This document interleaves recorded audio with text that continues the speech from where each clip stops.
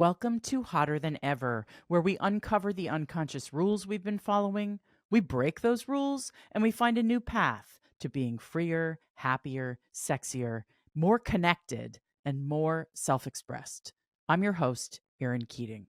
Today, I talked to Ann Shoket, CEO, author, and former editor of 17 and CosmoGIRL magazines, about the loneliness epidemic for women at work. Her research says that 80% of women in white-collar jobs say that they have felt lonely because of their job. She has found that so many women have a feeling that they don't belong and they're not able to be themselves in their workplaces, and that the more successful we get, the lonelier we feel, which is not the same for men. I mean, that is such a testament to the fact that these structures are not built by us for us, right? Well, Anna's setting out to change that. She is the founder of a networking group that I am part of called The Li.st, and she's really amazing at building community and connection with other women. She's got some really practical, hands-on advice for how we can all intentionally build our networks and feel less alone in our professional lives. It's a really powerful and practical conversation. Take a listen. Ann Shoket is a CEO and author who has made her mark launching or reimagining media brands, including CosmoGIRL and 17, where she was editor-in-chief. I met Ann as CEO and owner of The Li.st, which is this amazing nationwide community of high-impact women and underrepresented leaders, where she helps women to step into their power and redefine ambition and success for a new generation. This is so needed. This is so important. Welcome to Hotter Than Ever, Ann. I'm so excited to be here. Hello, hello. Hello, hello. You have had an amazing career, and now you run this thriving community of accomplished women. And I am on this list, and I see the dialogue, and I see the conversations, and the mutual support, encouragement, and networking, resource sharing that happens every single day as part of this community. And I wanted to have you on Hotter Than Ever to talk about your career journey, which is super inspiring, and also get into the new work that you've been doing about the loneliness epidemic for women at work, which some of us may have sensed, but did not really have any language for. It may not be everyone's experience, but I think the higher up you get in the hierarchy of corporate life, the more alone women are. And so I just want to start from square one. Like, how did you build your career to get to a place where now you're sort of reflecting in this macro sense? So, thank you, first of all, for even queuing up this conversation because it is hard to make room to talk about women's power and ambition, particularly into the next phase of your career. It's sort of easier right. to talk about when you're young and hungry and ambitious and hustling. And yet, I'm still young and hungry and ambitious and hustling. Me too, girl. And so, right. And so, even as you're talking about the things I've accomplished, what I'm thinking about is like, what's next? Where are we going? What are we doing? I And love it. absolutely, like, I am learning so much about ambition and hunger from the next generation, but man, oh man, do I have something to teach about like stepping fully into your power and flexing a career's worth of opportunity and access and bringing it to bear for a group of women. That is where I am. I have really devoted my career to helping women step into their power personally and professionally. And this next phase of my career as CEO of The Li.st, as owner of The Li.st, as an entrepreneur, and as in really trying to focus the conversation about ambition and power and success for women to get people to pay attention. And that's where I am focused now. Anne, even when you say the words ambition, power, and success, I think a lot of women go, "Ugh, I don't know how to own that." Right? Like, I might feel that, but I have not known a lot of women, even very successful women, even a lot of women that I've interviewed on this podcast, who are willing or able to own the language around their success, who are even willing to claim their accomplishments in a direct way. Like, it is really hard for women to do that. It's a new idea. Honestly, when I was editor-in-chief of 17, we did not use the word feminist Right. until 2014. That's right. It was out of vogue. It was right. We were not talking about that. And even then it was the article I think was called like, "Are you a feminist? Yes or no?" Like it It's a was a little there was a whispery. question mark. And then when I was promoting my book, The Big Life, which was sort of the next generation, it was a guidebook for millennial women to help them step into the next phase of their life. I was in conversation with so many amazing pioneering women. And I'll never forget when Diane von Furstenberg, when I was telling her about the ambition of the next generation of women, she said, "Yeah, I don't know. I feel weird about that word ambition." And Right. and right. Fuck. But that, you know what? That's okay, because we're just going to normalize it. There's nothing, it's not a word that means anything except for wanting what you want. And everybody deserves to want what they want and to go and figure out how to get it. So we have to take the judgment out of ambition, success, power, and influence. Frankly, hold up, I want to back up. We have to redefine what those words even mean. Because when we think about power, like this old idea of top down, hierarchical, Power over is what it power sounds like. over, door closed, that power is like finite and scarce, right? Instead of this new idea of power, which I am working so hard to bring into the forefront, which is power together, Yes. collaboration, Yes. transparency, diversity, right? To have greater connection and community, as to be seen as powerful instead of scarcity, hierarchy. That's what the business that I launched into the next phase of my life is called New Power Media, because I want to Hmm. redefine what power looks like. The community that we have at the list is part of that new power. We are profoundly collaborative. Yes. Our connections run deep. We are a diverse community, diverse in race, diverse in age, diverse in industry, diverse in experience, like, and all of that put together helps make us stronger and smarter. Yes.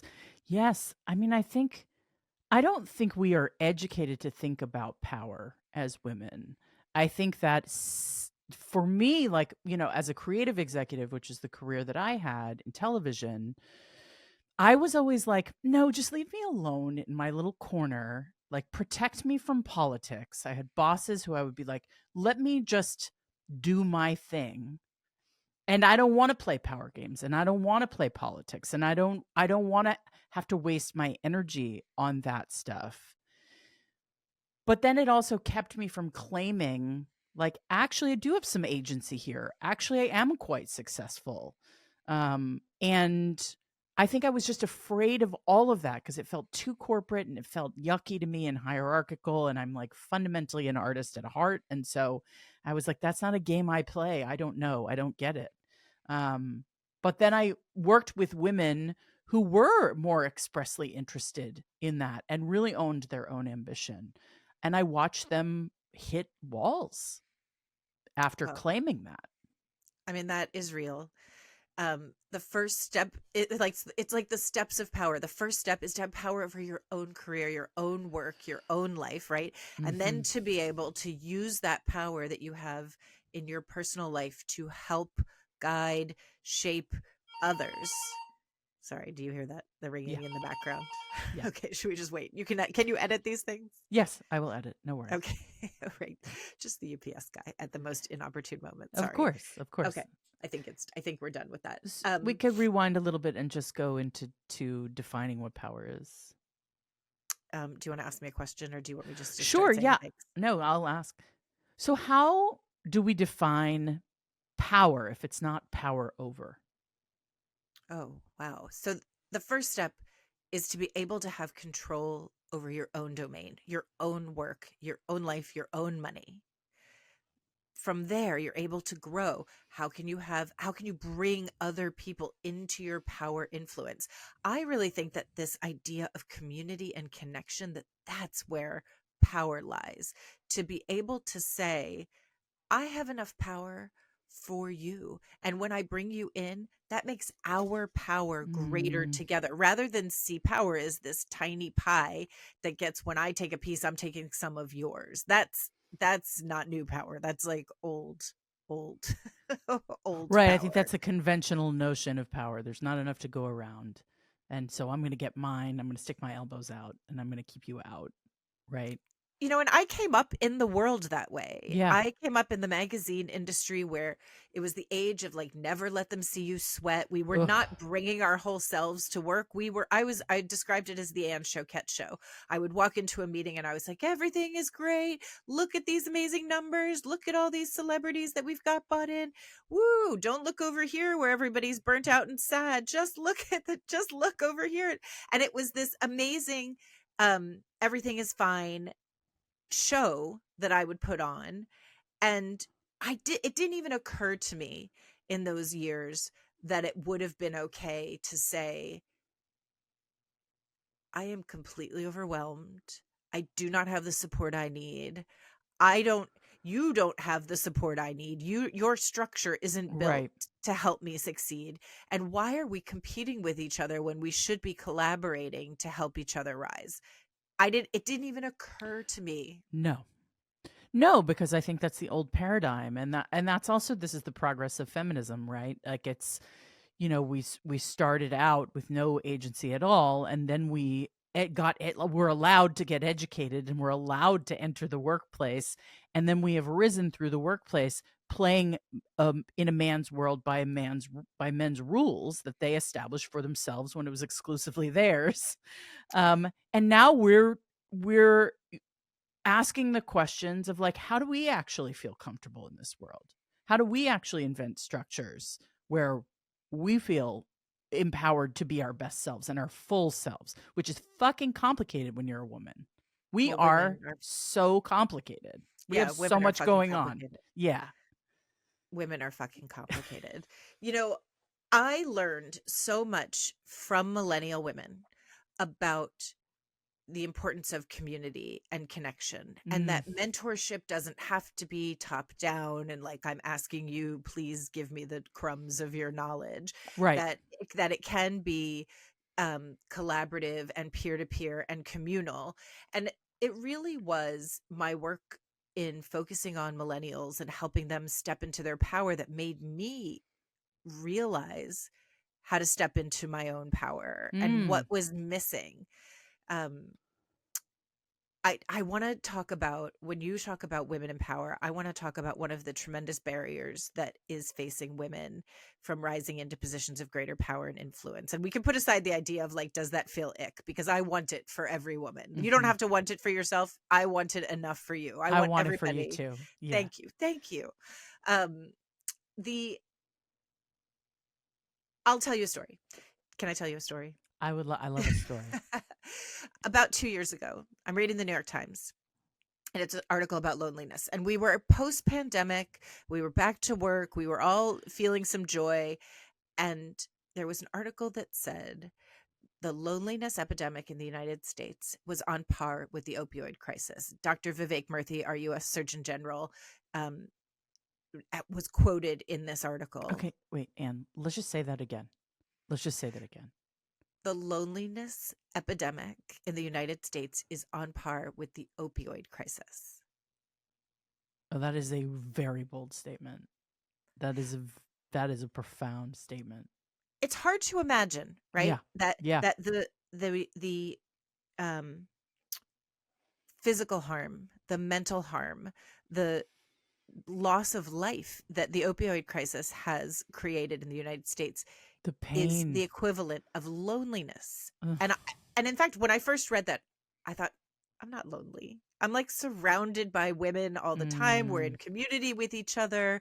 I'm literally never alone because I have two young kids. Right. Me too. Right. I'm literally never alone. Mm-hmm. And I was like, this isn't right. But the more I read about the ways in which loneliness shows up, isolation, overwhelm, I realized I could see that. I could see it in our community, right? Mm. I could see the ways in which women were coming to our community with deeply vulnerable questions, not just nuts and bolts of being a successful woman. Who are you recommending as a publicist? Who's your videographer? How do I hire someone for this role? Does That anyone all know someone happens. at this place so I can connect? Right. That all happens. Yeah. But the meat of the conversation is my relationship with my co-founder is falling apart. Mm. The relationship I have with my partner is falling apart. Does anybody have any experience with this, with a toxic workplace like the one that I am dealing with? How do I deal with a toxic client? Like these complicated questions that only show up when you are an ambitious woman, because the Mm. world is not built for us. The world is not built for high impact, ambitious women to succeed. And so, who are you going to ask these questions to? That's the loneliness showing up in the world. The good news is we have the list. Right. And frankly, like now I am on a mission to make sure that everybody can build their own community, their own list in their own life. Mm. Mm. I love that. I love that. I think a lot about my last corporate job, and we had there was a man running the larger team, and then there was a woman who was my direct boss, who was such an incredible model of how to be a leader. Um, and all of us were very hardworking, very driven, very accomplished, almost to the point of masochism. Like, we were all like striving to win. And she was too, but I watched her over the time that we were working together decide that she could show up as a full human being, Oh, wow. and then start to model that for us and share her vulnerability, and share her real life. And she ended up being able to do that in like larger contexts in the company overall. Um, and it was so inspiring, because what I thought in the beginning of my career was, you get an assignment, you go into your office, you do all your work like a good girl, like you're writing a paper in college, and then you come out and you hand it to the powers that be, and you go, what do you think? This, and I had a first boss in early on, a female boss, who basically would say, don't do that. Just come in my office and we'll talk about it. And she would type while we talked. And I was like, wait, you can do that? You can just kind of like talk and work it out together. Like, I don't have to prove to you that I can do it all on my own. And that was so freeing and liberating for me, because I'm a person who is like, I've got this. I'm on my own. I'm a one woman show, I'm a one person band, and like collaboration, it was a thing I had to really learn over time. And it was my female bosses who taught me to do that. When you said that she showed her vulnerability and that you could do it together, I felt Mhm. this huge body sigh. It's permission to exhale, to Yes. like realize that there are other people on your team. That is the moment of connection. That is the spark of life, that right there. 100%. And then we would do anything for each other, Right. because we were allowing each other the space to be three-dimensional, trusting that each other was super ambitious and hardworking and driving and would get it done, and that we could trust each other, and that if we did that, we'd be even better than we were alone. Oh, And I love it. I'm getting chills. absolutely extraordinary experience, and I think pretty rare, in the corporate world, but hopefully less so these days. It turns out not less so. Um Mm. Unfortunately, and it is still really rare. We did some research at the list that we are calling 10 minutes to togetherness, and the research was looking at the loneliness epidemic in the workplace for women, and it turns out that 80% of women in white collar careers are lonely because of their jobs. Underline, circle in black marker, because of their jobs. 80%. So in the rest of their life, maybe they don't feel lonely, but they come to work, which is the place they spend all their time and where they invest all their hopes and dreams and ambition. Mhm. and they feel like they're doing it alone. 41% of women said that being at work was the loneliest time of day. I mean, not That's the like all dry. day. Right. Yeah, exactly. And they feel, and lonely is a hard word, right? Yes, it We're is. talking about Let's parse loneliness that a here, little bit. but it feels like overwhelm and lack of support. It Hmm. feels like isolation. It feels like a lack of respect from either from your managers or from the people who report into you. And particularly for women of color, they feel this lack of trust and lack of respect much more acutely than Oof. white women. Um, it is, it feels like, um, it feels like you're divorced from yourself. I heard an amazing woman tell me what it felt like at her last corporate job, where she literally felt like she was leaving her own life and her own body when she stepped into her office. And and yet it was a great job. She was getting paid well, she was Hmm. getting lots of perks, and Hmm. she was getting to do what she'd always dreamed about doing. And yet she felt like she had to sacrifice her mental health and her sense of self in order to do this job. And so that idea, 80% of women are lonely because of their jobs, is actually what I am so focused on helping to solve. I want to solve it right now. I feel like I'm helping to solve it. Um, so that's the bad news. Mm. I see your face with all sorts of tension. Well, it's heartbreaking. It's heartbreaking, and that loneliness can be defined as the feeling that you don't belong or an inability to be yourself in your workplace. I think a 100%. lot of us struggle with reconciling ourself with our career. Um, you know, I it took me probably 15 years to figure out how to be myself at work, how to Mm, be self-expressed and not hold everything so tightly and worry so much about following all the rules and doing things exactly right.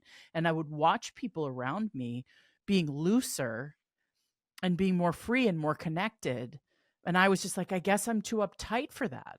But I just didn't have the skills or the self-confidence that if I showed up as myself 100%, that would be okay in these environments. and it's the saddest part is that you turned it on yourself. You thought there was something wrong with you rather than think that there was Oh, of something wrong course, I'm with a the woman. system. Yeah, that's what we do.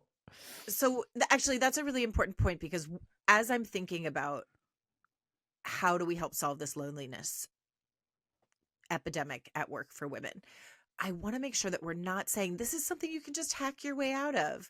Five easy tricks to get yourself out of loneliness. Now, there are tricks and there are things you can do. However, this is also a responsibility for employers Yeah. to create collaboration, to create opportunities to address the fullness of your life, for to create moments of transparency, so that it's not on you to be transparent so you feel like you're constantly having TMI, but so that your company is being transparent with you also about the Yeah. ways in which your work affects the company, the ways in which you show up in the workplace, the ways in which they're going to show up for you.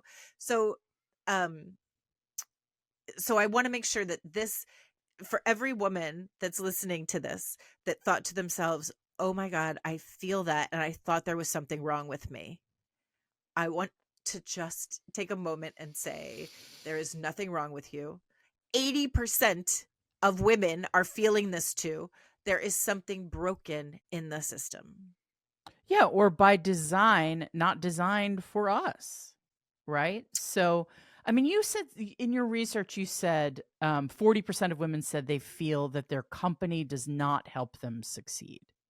And Yep. I would 100% agree with that. While my team and my direct boss could see my success and wanted me to succeed and was always making sure I was being rewarded for the work I was doing and the awards I was winning for the company and all of these different things, the company overall didn't have a path for me and didn't really seem to care. And maybe it's because it was moving too fast and it was a tech company and blah, blah, blah. But I also would argue that it was because I was not a dude and I was not able to navigate in the social corridors of the sort of male corporate tech bro universe in a way, in a language that they spoke in, so that 100%. they could not see the value that I provided and the unconventional thing that I was doing for this company that was giving them so much juice and so much to talk about on the fucking earnings calls, you know, but it never accrued to me. It never accrued to me. And no one seemed to care, to be totally honest. And I'm sure you looked up at the ranks above you and you thought, how am I ever going to crack that? Oh, Like, I I'm thought, never, fuck it that. doesn't, I'm there's not no doing room for that. me. There's no room for me. That's not my game to play. I'll never make that kind of money. I'll never have that kind of whatever dick. Like I'll never have a dick. Like it's really largely what it felt like. And this And I is a think that, company that's yeah, ostensibly progressive. part of what we're asking for now is a call to action for everyone to acknowledge it. I think for a long time, companies didn't need to pay attention to the ways in which they needed to change Mm. in order to get women and greater diversity into the more senior ranks. And it's 100% true. It's lonely at the top, literally lonely at the top, especially for women of color. Can you say that again, Anne? Because I think you dropped out. We're having Oh, some slight connection issues sometimes. okay. Where should I say? It's lonely at the top. Yeah. Mm-hmm. 100%. It is lonely at the top. It gets lonelier the higher you rise, and Mm. it's worse for women of color. And there is no accommodation. There's no realization from companies that they need to change. Mm. And so part of what we're doing, this new initiative we're launching, we're calling it 10 Minutes to Togetherness, is a call to action for everyone to take responsibility to tackle this loneliness epidemic that is as dangerous and damaging as the opioid crisis, and to do what you can do within your workplace to help address 80% of women that are lonely because of their jobs. That's so important. And look, I'm willing to be the change, right? Like leaders go first. We have to step out in front. We have to say this is a problem. We have to say we have proposed solutions. I love that you're doing this. And I want to hear about how you think we can actually enact some of this, because the statistics in your research, I mean, you also say 53% of early and mid-career women said that they turned down a promotion, declined a job, or stopped working altogether because of the negative impact on their personal life. And when you say personal life, that sounds so superficial in a way. But the fact is that we're talking about motherhood, and we're talking about responsibilities for caregiving that largely land on women. And so it is not surprising to me that women make these choices. When I got pregnant with twins and I had twins, people said to me, "Oh, you're not going to want to go back to work." And I thought, "Fuck you. You don't know me. I'm Right. ambitious. I'm not going to be a different person altogether. Also, if I step out of the rat race, they're never going to let me back in. So I worked for 20 years to get to this place. I just happened to wait a really long time to get pregnant. But I watched my peers turn down those promotions, scale back, accommodate, be the person in their domestic life who accommodated and who stepped off the career path. And that's great if that's what you want. But if you feel forced into that and you feel like your company is sort of giving you this zero-sum option, like, yeah, I mean, you kind of feel pushed up against a wall, and like you don't really have a choice when you want to have a balanced life and you don't only want to be a career person. So let's talk about what individual women can do to Please. build this network that they need to succeed. And what I am proposing here is not going to solve the entire pipeline problem that we are talking about, but the goal is to give you the support you need to continue to move forward, I right? love To it. continue to do what you want to do, to continue to feed your ambition. So it turns out we did in our research, we were able to identify the people who are less likely to be lonely and more likely to feel connected in their work. And we're calling them the community cultivators. They're only 1 in 3 people in the workplace are the community cultivators, and they're doing the work for 100% of the Mm. workplace. And they, um, so you either need to be a community cultivator or you need to know a community Yeah, cultivator. or a few, right. But right. But the good news is that they are not going to the bar, playing golf, going on corporate retreats, going on work trips. These are tiny little, what we're calling micro habits that you Mm. can cultivate in your own life just to build your network. And so it's a check-in call. I do this all the time. I will pull out my phone 4 o'clock in the afternoon and text someone who's been on my mind and let them know, hey, your name came up at X, Y, and Z meeting last week. I've been thinking about you. Sounds great what you're working on. Can I help? Is there anything I can do to help? Mm.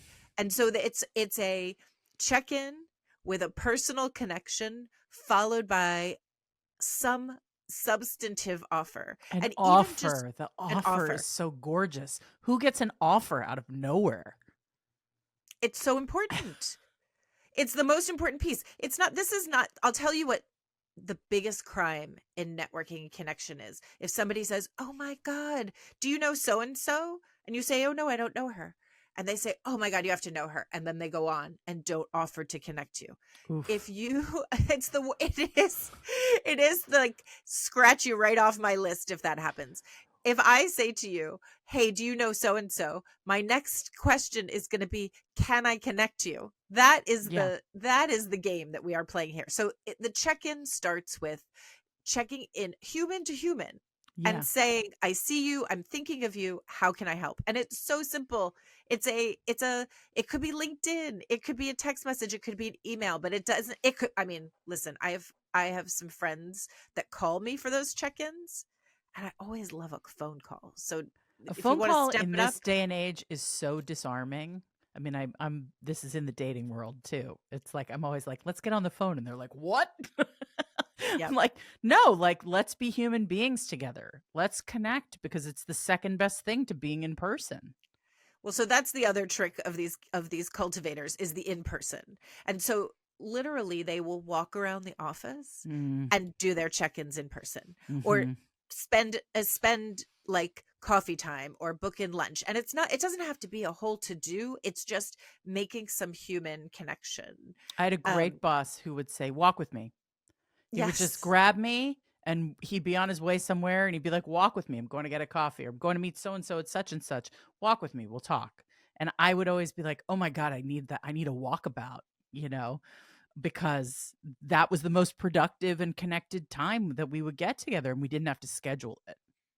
And I'm a big fan of the walkabout that you suggest, even during these remote work days, right? If Mm, people are working at home, you got to get out of the house for 20 minutes. Like, let's do a walk and talk. Let's make a meeting while we're while we're getting our steps in. mm-hmm. So it turns out that these cultivators are these tiny micro habits, and it's not. It really isn't magic. It's just a way of keeping your connections alive and Mm. meaningful, and so that you feel like in those moments when your head is in your hands or you're faced with a huge overwhelming challenge, you feel like there are people on your side who have your back, knowing that you have their back, and that you can tap into that support just to keep you going, right? To keep you moving forward. I Not with any love kind of that. transactional. It's not transactional. It's just it's a web of support. Yeah, it's amazing. This same boss in my last job would say, can I get your brain on this for a second? Can I get your brain on this? Can I just talk through this thing and see if this sounds right to you? Like she just used me as a sounding board. And I just always I felt honored to sit in that position of like, this is a person I really admire, but she's using our connection to strengthen whatever she's trying to accomplish. And I didn't feel burdened by that. ever. I always felt like, oh, great, this is a way I can contribute to her because she contributes so much to me. And I love this. I mean, I always feel like, oh, I need to do this like 24 hours a day, but you're saying 10 minutes a day. 10 minutes. So I'll tell you why it's 10 Yeah. minutes.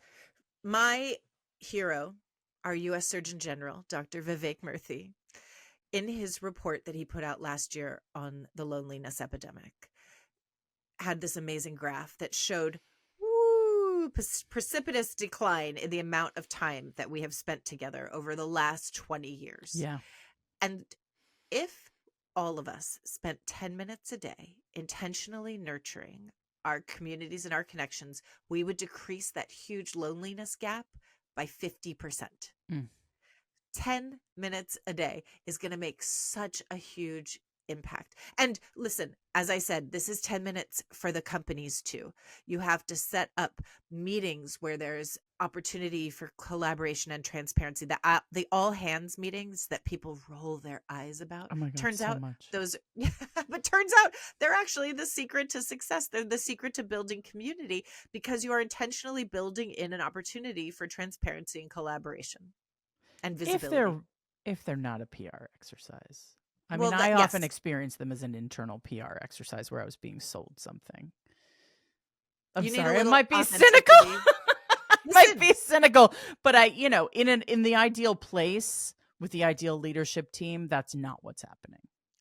so I want to put this idea of the ideal. I want to imagine that these amazing women are learning the like micro habits they need to nurture their Mhm. communities, and that they're working for companies that really want to see them rise and that are creating opportunities for transparency. They're training the managers to nurture their employees up to the next level, that they're creating community and connection and purpose into their Mhm. companies. All of these things matter, that they're seeing the whole employee, that they're imagining that they have lives and they Right. need some yoga and meditation, and they also need some mental health services.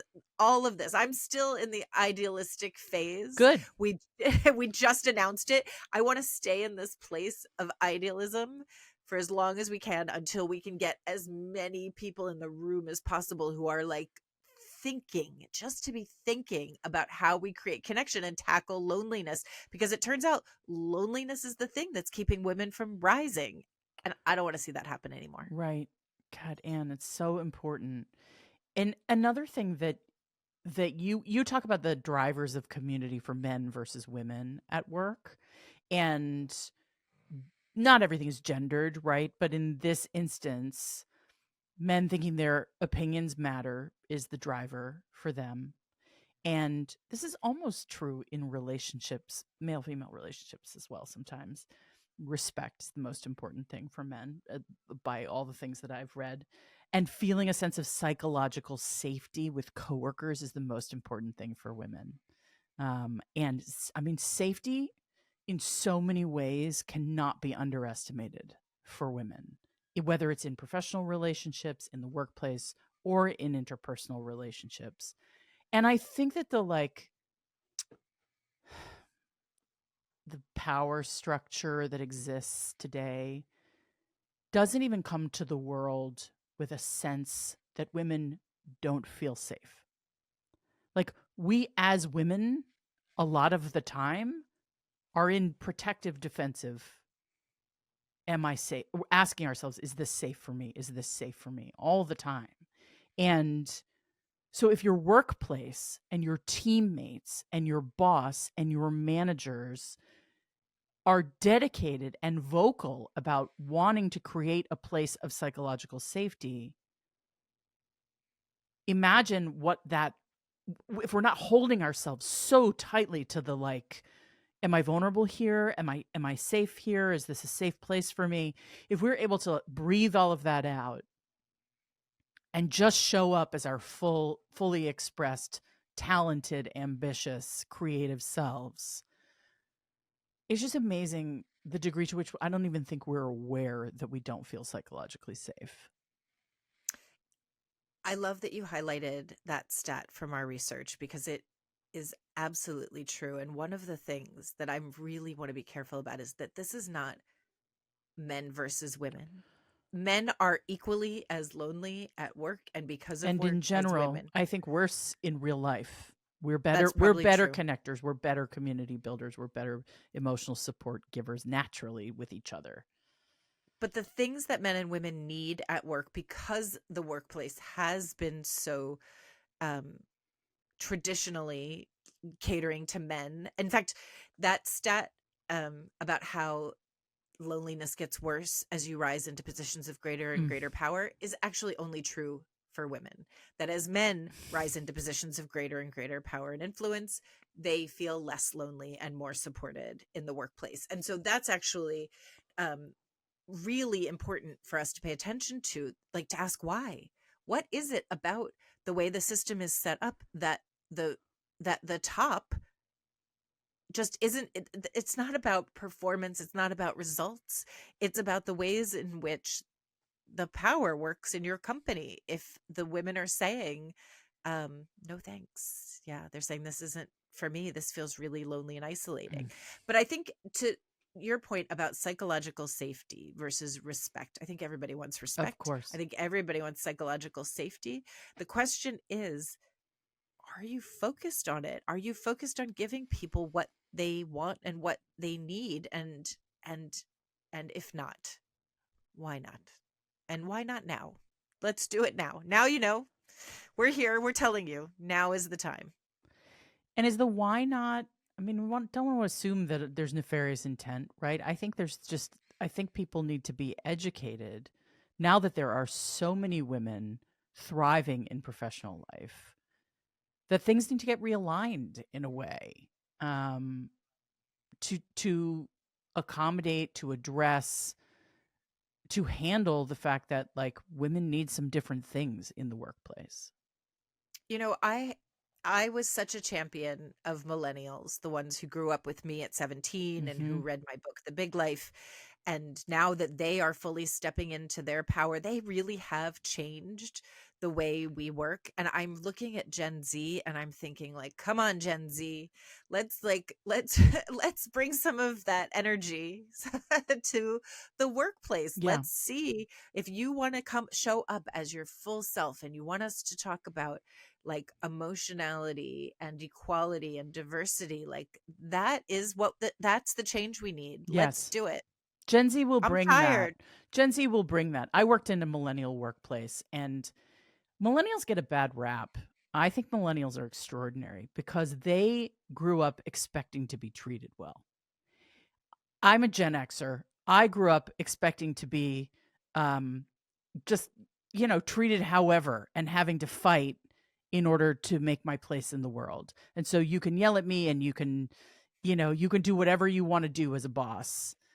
Treat me however you want to treat me. And I'm not going to hold you to any standard. But the millennials will hold you to a standard, and they will hold corporations to account for equity in a way because the young women were raised like the young men to expect career success and to be treated a certain way. And that's my experience. And I really watched the young male employees and young female employees look out for each other, share salary information, share promotion information, and to make sure like, hey, you getting what I'm getting? Hey, you getting what I'm getting? And the powers that be did not fucking like that.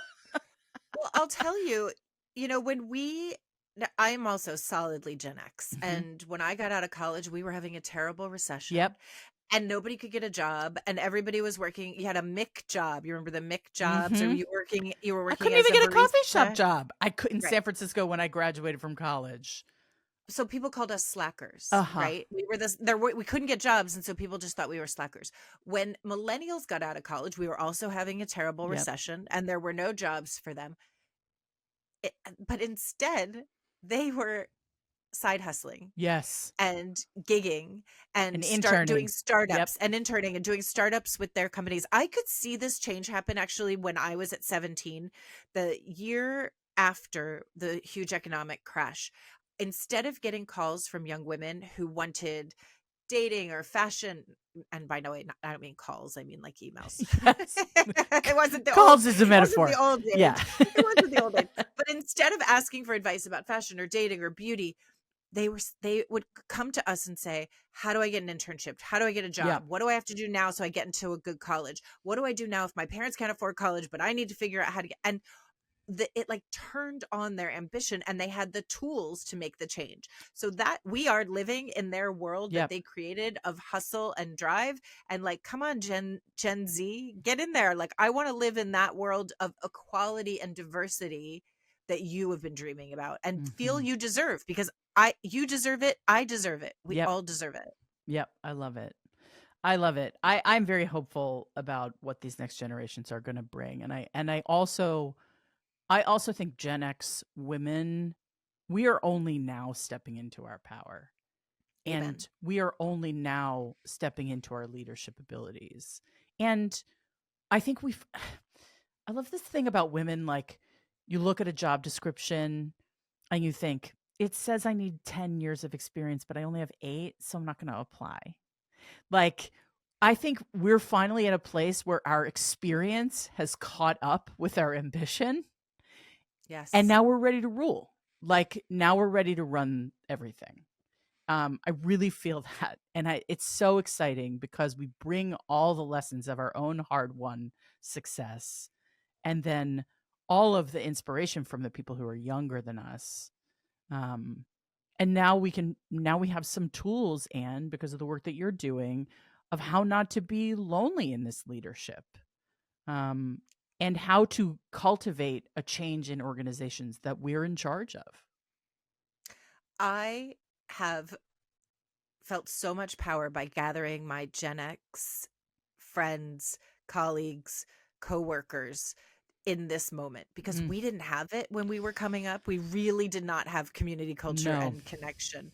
But to have it now, I feel um I feel the gravitas Mm, of the women who are Gen Xers. I feel the wisdom, I feel the strength, I feel the experience, and I also feel this like drive to like, this is our moment. hmm Let's fucking do it. hmm I I'm so inspired. We're Together. fired up. Let's do it We are together. fired up. Okay, Anne. I'm gonna ask you to give 5 practical tips for how women who are listening to this podcast can increase their connectedness and community and reduce their loneliness in their professional lives. And then I'm going to ask you one more question to round out this episode. All right, let's do 5. Ready? Mm-hmm. Check in. Send those check-in texts. Walk around the office. Use your commute to listen to podcasts or to make phone calls to people who make you feel stronger. Don't use that time for decompressing. Use it for getting deeper and stronger with your connections. Get centered with yourself. Meditate. Do that moment of quiet reflection, because if you have nothing to give other people, you have to deepen that relationship with yourself, so you have something to deepen in the connection. And pay it forward to the people who are coming up behind you. Mm-hmm. Those That next generation are your allies, are your fuel, are your energy, and they want to learn from your wisdom, and you are modeling a new dynamic of power for them, and that is going to make you more powerful and more successful and more connected. Mm. I love it. I love it. All super doable, too. All super doable. Does not require superhuman strength, or any kind It of doesn't require heels or Oh, Spanx thank or God. bourbon or Or golf. golf. Thank God it doesn't include golf. Uh, um, that's amazing and very actionable. So I've asked everyone who's come on this podcast one question, and that question is: are there any deal terms in your own life that you are ready to renegotiate? Everything in our lives is a sort of set of agreements. And I think we act like those things are fixed. And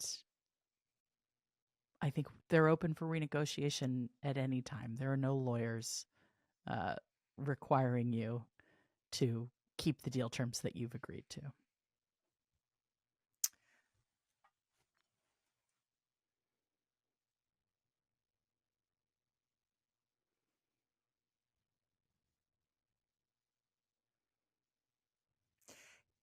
In this next phase of my life, I am ready to renegotiate asking for permission.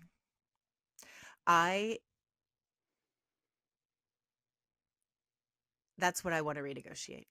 I want to do it. I want to bring together the people who see the world my way, and we're going to do it together. I am done trying to convince people about women's power and influence and opportunity and possibility. I'm going to just gather the people who see it, and we're going to stage the revolution. Fucking A, Ann. I'm there. I'm there with you. I am there with you, and I'm here for it. And if there's any way I can help, I will reach out and offer.